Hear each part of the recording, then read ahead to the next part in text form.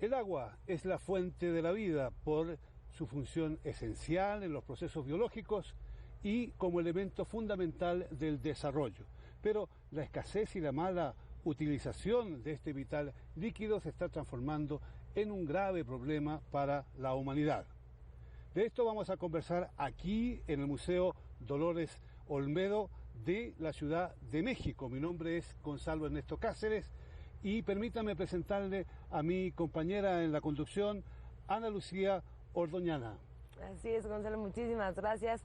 Gracias por esta coproducción, un placer estar contigo. ¿Y qué te parece si presentamos a nuestros invitados? En primer lugar, se encuentra con nosotros el ingeniero Fernando Ávila Luna. Él es el director ejecutivo del Sistema de Aguas de Ciudad de México y bueno, tiene una amplia experiencia vinculada precisamente en las soluciones y el problema de agua en la capital y en todo el país. Gracias por acompañarnos. Gracias a ustedes por la invitación. Saludamos también al ingeniero Polioptro Martínez Austria, director del Instituto Mexicano de Tecnologías de Agua. Ha desarrollado una importante labor como investigador y docente, tanto en su país como en el extranjero. Muchas gracias a Deutsche Welle y a Televisión Educativa por la invitación. Muchas gracias. También se encuentra con nosotros el director general de la Asociación Nacional y Empresas del Agua, con una amplia también actividad en el servicio público y con actividades académicas en México y en el extranjero, el ingeniero Roberto Olivares. Gracias por acompañarnos. Gracias, Ana Lucía, Gonzalo, compañeros, muchas gracias. El problema del agua ocupa hoy la atención de científicos, técnicos, políticos y en general, desde luego, también la atención de muchos que nos están viendo en este momento y que se encuentran en distintos países de América Latina. Don Roberto, ¿por qué ha adquirido el problema del agua una trascendencia tan urgente en los últimos años? Bueno, podemos ubicar las dificultades en varios aspectos, pero fundamentalmente tiene que ver con el problema político. El agua es un recurso que por muchos años se consideró infinito, un tema que desde la escuela nos inculcaron este concepto y es tiempo de que nos hemos enterado que el agua tiene cierto límite y que su manejo, su gestión se complica cada vez más en función de la densidad demográfica, en función de las limitantes técnicas y económicas y sobre todo de una cultura que tiene que ajustarse a lo que los actuales tiempos mandatan. Tiempos de soluciones en relación a este tema, a este recurso vital que así se ha considerado y que ahora en la mente de todo el mundo tiene que ubicarse como prioritario. En nuestro país, por decirlo menos, está consignado como un asunto de seguridad nacional prioritario. Me parece que en nuestra región el tema del agua es un asunto también de primera necesidad. El tema del agua y la problemática tiene componentes diversos, pero también tiene soluciones a las cuales tenemos que abocarnos. El agua tiene cierto límite, que es un asunto de seguridad nacional. Por supuesto, todo el llamado continuamente de cuidarla, de no desperdiciarla, de no contaminarla, pero tristemente muchos tenemos la mentalidad de que seguimos abriendo la llave y sigue estando ahí el agua, ¿no? Que no está el trabajo, que no está la escasez ante algunos, porque para otros por supuesto que sí existe. ¿Cuál es verdaderamente la situación del agua a nivel mundial? Recientes estudios del futuro del agua nos muestran que de no hacer reformas importantes en el manejo del agua a nivel global, para el año 2040 o 2050 tendríamos un déficit global entre oferta y demanda del orden del 40%. Desde luego esto plantea un escenario en el que el agua se transforma en un problema de seguridad, no solo desde el punto de vista ambiental, que ya lo es, sino también desde el punto de vista económico. Hay que entender que el agua se requiere para prácticamente cualquier proceso productivo. Y en esos términos estamos requiriendo cada vez más agua. Hay una serie de procesos que están modelando el futuro. Uno de ellos, ya lo mencionó el ingeniero Olivares, son los procesos demográficos. Por un lado, el crecimiento de la población. Estamos esperando que podamos superar los 9.000 millones de habitantes, probablemente lleguemos a 10.000 en pocos años, en 2 o 3 décadas. Pero por otro lado, hay un proceso de urbanización en el mundo creciente que está generando presión sobre los recursos hídricos a nivel local. Es decir, aunque las cuentas globales pudieran salir, digamos, en muchas regiones del mundo y en particular en Latinoamérica, se están produciendo procesos de urbanización que están ocasionando la sobreexplotación, digamos, local de los recursos hidráulicos. Lo vemos en ciudades como esta, que tiene sobreexplotados sus acuíferos, en muchas otras de Latinoamérica. Este proceso de urbanización va a continuar y plantea retos muy importantes para el futuro. Pero los retos no son solo naturales. Hay uno al que hay que hacer mención para que lo entiendan los televidentes que nos escuchan. Un reto muy importante es la deficiente gestión del agua. En la mayor parte de nuestros países, en la región y en general en el mundo, la gestión del agua se planteó como la de un recurso renovable y poco escaso, salvo en algunas regiones. Y hoy en día nos encontramos con que el recurso es escaso en la mayor parte de las regiones del mundo y en particular en las zonas urbanas, en los grandes núcleos poblacionales. Nos encontramos con que está contaminado y la contaminación lo hace inútil para muchos de los usos. Aunque esté ahí, el agua no se puede usar. En este contexto debemos entender que mejorar la gestión del agua, impulsar una verdadera reforma hídrica, es fundamental en la región y desde luego también en México. Poca gente sabe que el agua para consumo humano es apenas el 1% del agua que tenemos en el planeta. Por lo tanto, es urgente cuidar los ríos, los lagos, los mantos subterráneos, etcétera. ¿Por qué todavía no tomamos conciencia en el mundo y especialmente en algunos países que nos vemos afectados por la escasez de agua de forma dramática, no tomamos conciencia de que es necesario asumir el cuidado del agua, sobre todo del agua para consumo humano, como una tarea fundamental para nuestros países? Definitivamente es algo importante lo que acabas de comentar, porque no la gente, los políticos, las sociedades, todavía no tenemos la conciencia del buen uso del agua. Por ejemplo, en la zona de aquí de la Ciudad de México, estamos hablando que nos gastamos hasta 350 litros por habitante por día, cuando en otras ciudades se utilizan una cantidad mucho menor. Si hablamos de Europa, estamos hablando hasta de 180 litros por segundo. Son un desperdicio en forma alarmante. Otro es las fugas que tenemos de nuestras redes en todas las ciudades, no solamente de México, sino de países latinoamericanos. Y de ahí, al momento de ingresarlas a las alcantarillas, al ingresarlos, no tenemos la capacidad de tratamiento. Tenemos unas deficiencias muy grandes en el tratamiento de las aguas y sobre todo su reutilización, que en muchos países ya se llevan a cabo. ¿Por qué se ocupa tanta agua en México? ¿Dónde se pierde? ¿Por dónde se va esa agua? Realmente ha sido a través de la costumbre de los pueblos. El tener el agua en la llave, abre uno la llave y realmente desperdicia una cantidad muy importante en cualquier actividad, desde el lavado de manos en los hogares, lavado de dientes, etcétera.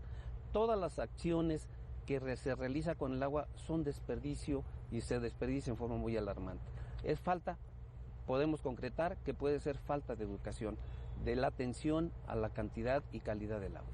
Yo creo que una parte fundamental es la que mencionas. Seguimos abriendo el agua, muchos, y sigue estando, la llave, y sigue estando ahí el agua, lo cual no nos hace ver la dimensión realmente del problema, porque sigue estando ahí. Yo sigo abriendo la llave, sigo teniendo el agua.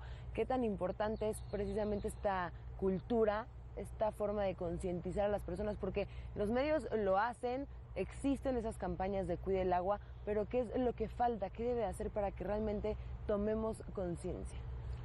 Mira, Ana Lucía, esencialmente habría que reconocer que en México y en la región el agua, producto de altos costos de producción, grandes inversiones para su disponibilidad y para su gestión, contrastan con precios y tarifas muy bajas. Esta fórmula nos da como determinante un resultado que el agua no tiene valor, y mucho menos un valor económico. Lo que ha hecho Fernando es un ejemplo de lo que sucede en muchos países, en donde al contar con el agua disponible, agua intradomiciliaria, la gente no valora, porque el precio del agua es mucho menor que los costos de producción.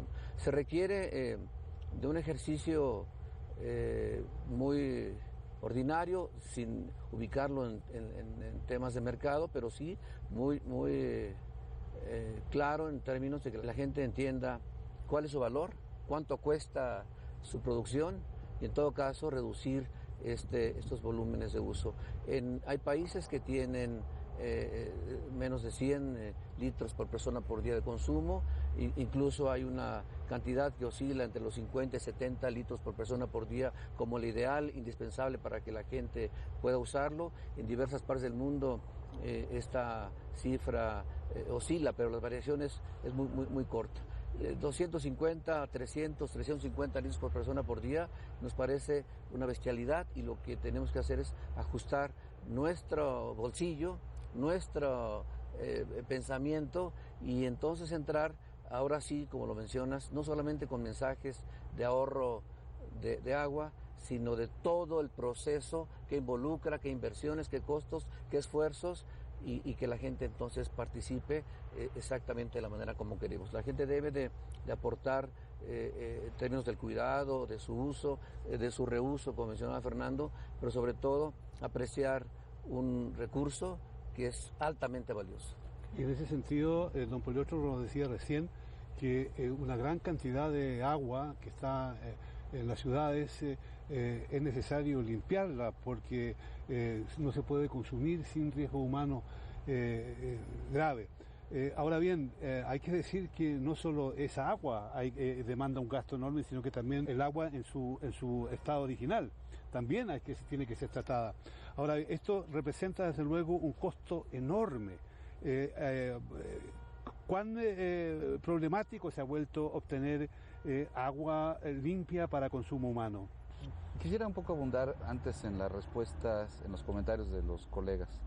Me parece que es muy importante enfatizar los efectos de las bajas tarifas, del bajo precio del agua. A pesar de estos costos enormes A pesar de estos costos enormes a los que me voy a referir a continuación. Pero es que sobre todo esto impacta a la capacidad de los organismos operadores de agua de invertir y de mantener la infraestructura hidráulica. La infraestructura en muchos de nuestros países, y en muchas ciudades de México no es la excepción, es muy antigua y está presentando fallas continuas. Parte importante de esos consumos que se mencionan de 300 o más litros por habitante por día se deben a fugas.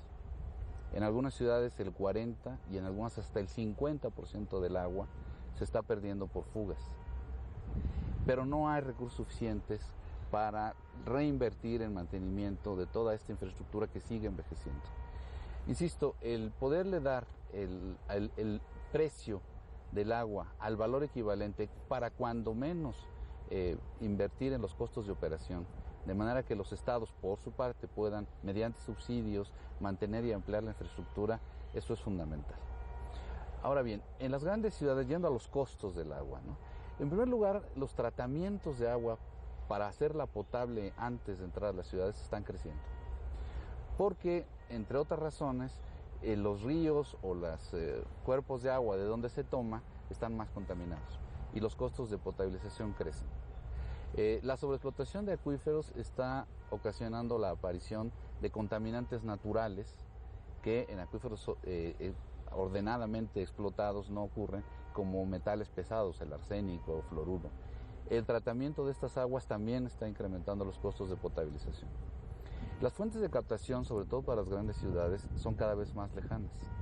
Aquí en México en la Ciudad de México se trae de Cutzamala y pronto habrá que traerla también de otras regiones, porque el crecimiento poblacional, el crecimiento demográfico lo demanda. No hay suficiente agua en esta cuenca para mantener las necesidades de la población. Pero está ocurriendo en otros lugares. En la ciudad, por ejemplo, de Tijuana, se trae desde el río Colorado en un acueducto largo y costoso por los bombeos. Y así va a estar ocurriendo en México y en otros lugares de la región. El agua, el precio del agua, el poderla llevar a estos núcleos que se están concentrando de población es cada vez más alto. Para conocer más detalles de cuál es la problemática del agua en el mundo y en nuestra región, en América Latina, Les hemos preparado un video, un informe, para que ustedes puedan ampliar su visión sobre este problema antes de seguir con la conversación. En México el modelo de desarrollo hídrico llegó a su límite. Crecimientos urbanos desordenados, degradación de cuencas, sobreexplotación de acuíferos, contaminación y los efectos del cambio climático, entre otros factores, han hecho al país más vulnerable frente a sequías e inundaciones. La realidad ha demostrado que los recursos naturales y particularmente el agua resultan insuficientes. Se trata de una tendencia global de la que México como país no es ajeno. El agua de los ríos y de los acuíferos parecen insuficientes para el suministro de las ciudades y de los campos de cultivo. Además, millones de personas en zonas rurales y marginales siguen sin contar con el recurso y en las grandes urbes, las redes de distribución carecen de una modernización y mantenimiento adecuados, por lo que un alto porcentaje de líquidos se desperdicia en fugas. En el caso de la Ciudad de México, una de las más pobladas del mundo, la necesidad de abastecimiento lleva a la sobreexplotación de los acuíferos que ha provocado el hundimiento de su territorio. Por otra parte, existen varias regiones altamente vulnerables a las inundaciones y a los efectos hidrometeorológicos, como ejemplo, la planicie tabasqueña, la cuenca baja del Pánuco, las cuencas de las costas de Chiapas y desde luego el Gran Valle de México. Ante este panorama, el país en su conjunto emprendió un esfuerzo inédito para cambiar los paradigmas en las políticas al respecto. La Agenda del Agua 2030. Estuvimos viendo un panorama en general, como mencionaban, un desarrollo hídrico que llega a su límite, los contrastes, ¿no? Personas que no cuentan con este recurso vital, por otra parte las fugas que se presentan en donde se pierden miles de litros de agua y también los fenómenos meteorológicos que no podemos olvidarlos, que nos dan sequías, tremendas sequías, las peores que hemos tenido, y también inundaciones. ¿Qué es lo que está pasando? Este desequilibrio no se planeó bien para poder tomarlo en cuenta. ¿Qué es lo que nos está pasando? Hay varios aspectos que se tienen que tomar en cuenta y entre ellos los políticos, que es muy, muy importante. Desgraciadamente las obras de infraestructura de agua, de drenaje, no se ven. Y esto está ocasionando que muchas de las administraciones no le metan el esfuerzo suficiente económico para poder rehabilitar, construir nuevas fuentes o construir nuevos sistemas de abastecimiento, porque no se ven. Se hace una excavación, se entierra el tubo y ya no se ve. Ese es uno de los problemas principales. La Ciudad de México, por ejemplo, es enorme y tiene, en agua potable, tiene 14,000 kilómetros de redes. Estos 14,000, una gran cantidad ya perdió su vida útil y se están dañando. Y sumado a los hundimientos que ahorita se hablaban por la sobreexplotación del acuífero, está ocasionando que cada vez al hundirse las tuberías en cierta época fueron rígidas, claro, de asbesto, de PVC, que al momento del hundimiento se producen fallas y fugas a través de los años. La Ciudad de México, por ejemplo, estamos hablando de que del orden del 30 y 35% de volúmenes no medidos, no necesariamente fugas, hay algunas tomas clandestinas que ahí no se están consideradas, pero sí esto ocasiona un serio problema porque la cantidad de recursos que se requieren son inmensos y a través de los años no se les ha dado el valor y además la cantidad suficiente para poder ampliarnos y rehabilitar todo lo perdido. Entonces, eso a través de los años se ha sumado y se vuelve un círculo vicioso que llega el momento en que hay una cantidad muy importante de infraestructura que está en malas condiciones. Y recuperar todo ello son inversiones inmensas. Ahorita a qué momento podamos tomar las inversiones que se requiere, por ejemplo, la Ciudad de México. La Ciudad de México, al día de hoy, para restablecer todo lo que tenemos atrasado, requiere el día de hoy $3,500 millones. Más aparte, todo lo que viene y la zona conurbada, porque la Ciudad de México, muchas de las acciones ya no solamente son para el Distrito Federal, sino tienen que verse a nivel global, que es el Estado de México. Porque el traer una fuente de abastecimiento nueva a la ciudad, hay que también contemplar todo lo que en el valle se maneja, y en eso estamos conurbados con el Estado de México. Y con el agravante seguro de que si no se hace esa inversión ahora, dentro de algunos años va a costar 500 veces más. Claro. Por lo tanto, el Estado está obligado. Ahora, a mí me gustaría saber si esta situación que se está dando en México, que tiene una situación en México Ciudad, que tiene una situación muy especial, hablábamos del hundimiento de la ciudad, etcétera, las condiciones locales son distintas, pero me da la impresión de que las megaciudades de América Latina o las ciudades que van camino a una megaciudad también afrontan en este momento desafíos que son gigantescos y muy similares a este, es decir, que tienen que hacer ahora obras de infraestructura de un costo enorme, que no tienen dinero o no han planificado hacerlo y que después les va a salir mucho más caro. Me parece que lo que está atrás del problema, como decía Ana, cómo llegamos aquí, a esta situación, me parece que ha habido una falta en los tomadores de decisiones a nivel político de otorgarle al agua la relevancia que tiene. En la región muchos países ni siquiera tienen una ley de aguas. No tienen una organización a nivel nacional que pueda gestionar las aguas. Es frecuente que no exista un sistema, por ejemplo, de concesiones de agua, de manera que ni siquiera se puede saber cuánta agua se está usando y cuál es el balance de algunos de esos acuíferos. En Centroamérica, por ejemplo, apenas recientemente se están haciendo los planes nacionales hídricos, apenas se están haciendo los balances hídricos, es decir, cuánta agua hay en cada cuenca.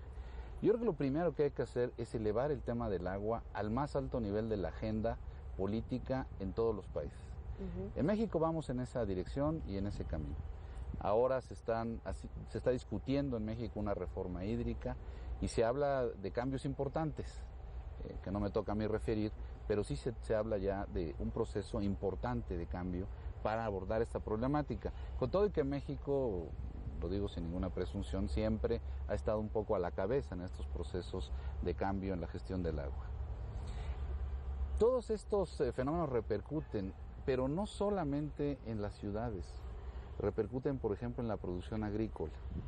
Ese es un tema que no hemos tocado. Que gasta agua más que ningún otro sector. Que gasta 70% del agua en promedio en este país y en otros cerca del 80 o el 90% del agua en algunos de los países. Pero que además plantea una problemática también muy importante. El mismo proceso de urbanización y de crecimiento demográfico está demandándonos cada vez una producción mayor de alimentos. En una agricultura con tecnologías muy atrasadas y muy desperdiciadora de agua, en la que también el agua no tiene precio. El derecho de agua, por ejemplo, en México es cero. No se paga por el agua de riego, como no se hace en la mayor parte de los países de la región. Yo creo que es muy importante que los ciudadanos y los tomadores de decisiones entiendan que un esquema así es insostenible. No se pueden abastecer las necesidades de la población actual y la que está llegando a las ciudades y demandando alimentos con un esquema en el que no se cubren ni los costos de operación. La pregunta que a cualquier muchacho que hace sumas y restas le quedaría sería, bueno, y si no se cubren los costos de operación, ¿cómo es que hay agua? ¿Cómo es que llega a mi casa el agua? Y el resultado es, la respuesta es que hay subsidios, pero también estos son insuficientes. Y lo que estamos haciendo es trasladando al futuro los problemas del presente. Estamos trasladando al futuro la reparación de todos nuestros sistemas. Estamos posponiendo las inversiones para nueva infraestructura que debimos haber hecho hace muchos años. Si esta ciudad y muchas otras de la región tienen sobreexplotados sus acuíferos, es porque no hicieron las inversiones para las fuentes de abastecimiento alternativas en su momento. Es decir, todos estamos pagando finalmente el costo. Lo estamos pagando en nuestras tarifas, que son muy bajas, lo estamos pagando en subsidios que son insuficientes y lo estamos pagando transfiriéndoselo a nuestros hijos. Que van a tener que pagar muchísimo más. Que van a tener que pagar muchísimo más o sufrir las consecuencias de no tener agua, que se puede convertir en un límite muy importante para el desarrollo. También, como decía Gonzalo, la diferencia de tarifas que debe existir, ¿no? De ciertas personas que realmente no pueden pagar una tarifa por tener ese derecho al agua y que tienen o van a tener que hacerlo para poder tenerla. Hay una fuerte inequidad en la gestión del agua en toda la región. Por una parte, logramos y a duras penas abastecer a los centros urbanos. Pero nadie habla de quién abastece a las poblaciones rurales. Se tienen que autogestionar en su manejo del agua y obtenerla de la mejor fuente que tienen a su alcance, con problemas importantes de salud. En nuestra región hay todavía, en Latinoamérica hay tracoma, por ejemplo, es una enfermedad que produce ceguera porque no hay suficiente agua para lavarse adecuadamente el rostro. Y hay niños que están padeciendo esa enfermedad. Y además se dice que lo más dramático resulta ser que las fuentes, los manantiales, las cuencas o cañadas están en acelerada vía de extinción. ¿Qué tiene que ver esto con el cambio climático que estamos viviendo? Mucho. Tenemos un grave problema en la región. Sobre todo las cuencas naturales que la naturaleza formó, sobre todo los cauces, a través de los años se han invadido. La gente ha instalado sus hogares cercanos y en muchos casos empiezan a rellenar las cuencas y ahí se instalan. Cuando viene una avenida de la naturaleza de los 10, 20, 100, 50 o 100 años, pues realmente el área hidráulica por donde tiene que conducir el agua que la naturaleza formó ya no existe o está muy reducida. Y eso nos está ocurriendo en todas las barrancas. Además de que en las zonas altas la usan como tiradero de basura. Cuando vienen las avenidas, todo esas primeras lluvias, todo el desperdicio que está ahí viene a caer a las partes bajas, obstruyendo algunas partes del cauce y por eso son grandes inundaciones que actualmente se están produciendo.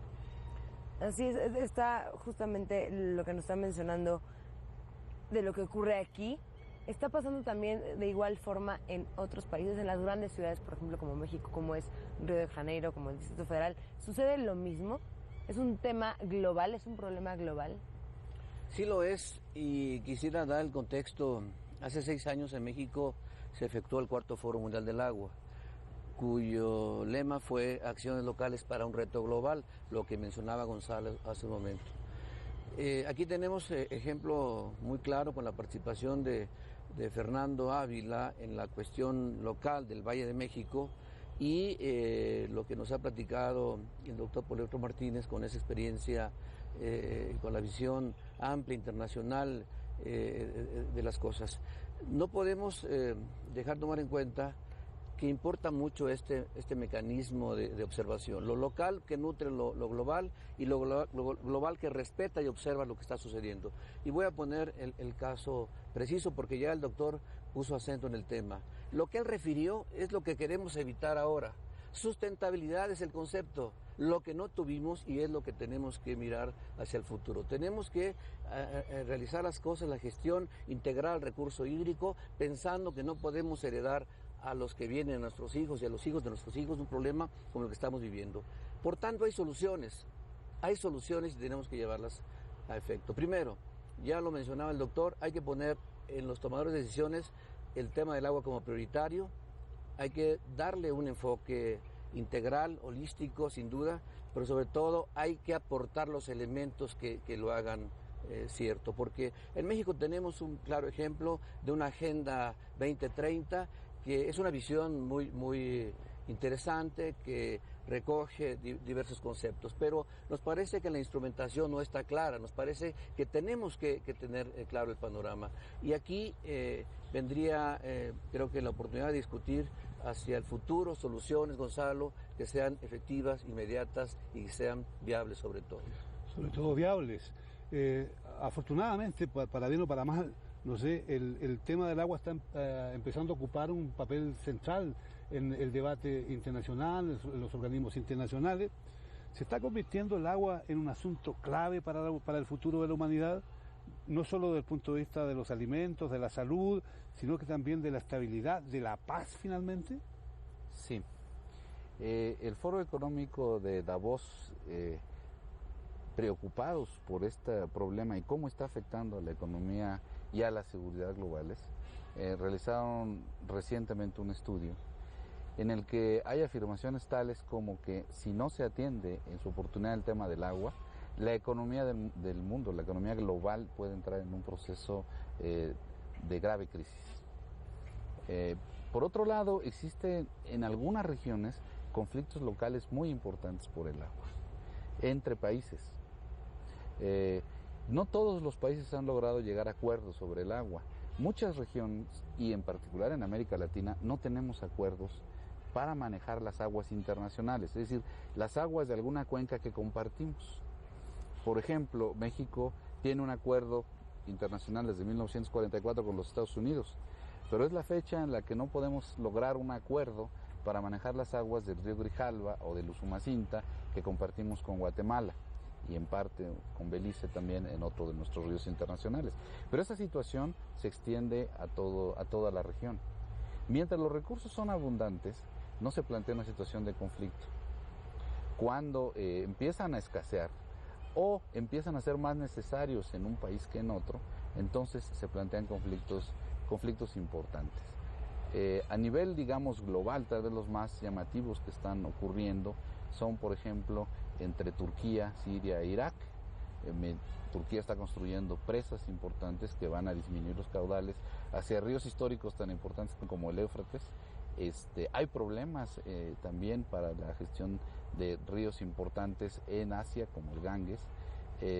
En Sudamérica tenemos ya algún conflicto por las aguas de un río entre Uruguay y Argentina. En fin, estos conflictos empiezan a aparecer. Es la oportunidad de convertir el conflicto en una oportunidad de cooperación. Históricamente los países hemos logrado cooperar para manejar el agua, pero no habíamos enfrentado una situación de escasez como la que estamos enfrentando ahora. Eso es importante tenerlo en cuenta y además creo que resulta extraordinariamente importante ver qué está haciendo México en particular para tratar de solucionar los problemas del agua. En este informe se lo contamos. Para enfrentar los desafíos que representa el tema del agua, México realiza obras importantes como el túnel emisor Oriente, que resolverá de fondo la problemática del sistema de drenaje del Valle de México, evitando inundaciones en temporada de lluvias. También ha puesto en operación en los últimos 6 años más de 250 plantas de tratamiento como la de Guadalajara, y se construye en Atotonilco, Hidalgo, la más importante de su tipo de toda América Latina, pues tratará el 60% de las aguas negras de la capital del país. Por otra parte, construye presas y acueductos para aliviar la sobreextracción de acuíferos y están en marcha proyectos de nuevos sistemas de abastecimiento con base en plantas desaladoras. Se realizan también trabajos para la modernización y tecnificación de 1.2 millones de hectáreas de riego agrícola y se llevan a cabo obras muy complejas para la protección de ciudades frente a inundaciones como el Plan Hídrico Integral de Tabasco. Hoy la política hídrica de este país está orientada fundamentalmente a la sustentabilidad, que implica el uso eficiente del agua y el fortalecimiento de la recarga de acuíferos y del equilibrio de sus cuencas. Se promueve la autonomía y el fortalecimiento de los organismos operadores municipales para garantizar el incremento de capacidad de los sistemas de suministro, de drenaje, de tratamiento y reuso de aguas residuales. De acuerdo con cifras oficiales, el 92% de los mexicanos ya tiene acceso a servicios de agua y el 70% de las aguas residuales son tratadas.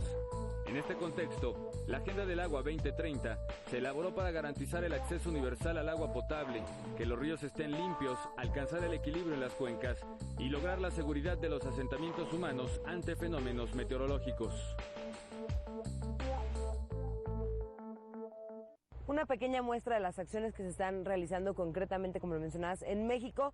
La Agenda 2030 es un ejemplo, el túnel emisor Oriente, también la planta de aguas residuales, la de Atotonilco, que es, como lo escuchamos, de las más grandes de América Latina.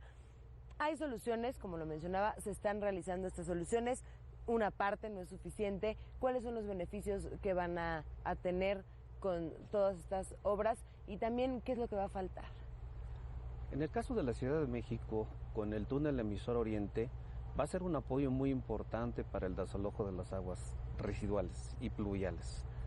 Esto que se iba a terminar este año, desafortunadamente va a ser hasta unos años posteriores cuando se concluya, porque los túneles existentes del drenaje profundo, estamos hablando que son de 168 kilómetros, que a través de los años, y es parte de lo que hemos platicado de la falta de inversiones, se están rehabilitando.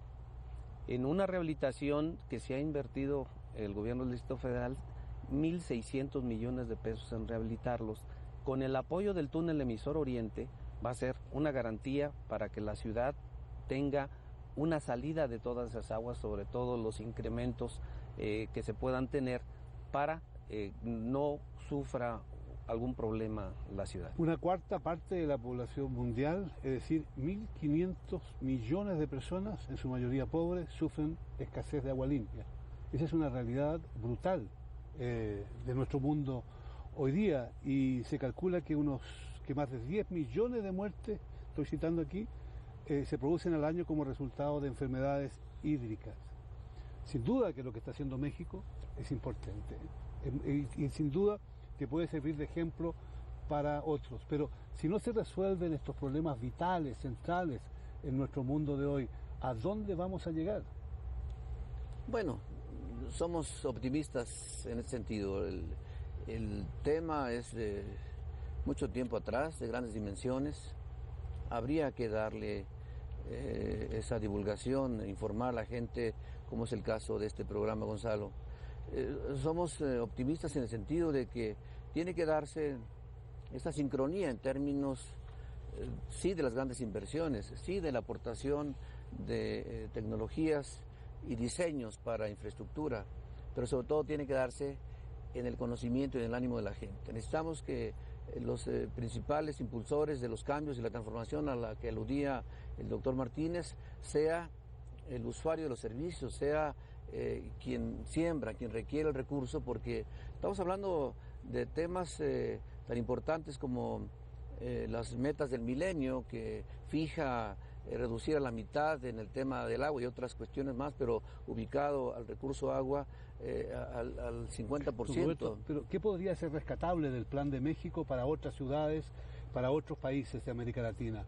¿Cuáles serían los principios básicos de este proyecto mexicano que serían útiles en otros países de la región? Bueno, yo creo que lo que sería muy útil en términos de lo que se viene impulsando, ya lo mencionaba el doctor también, es un replanteamiento en términos de la parte legal, una reforma.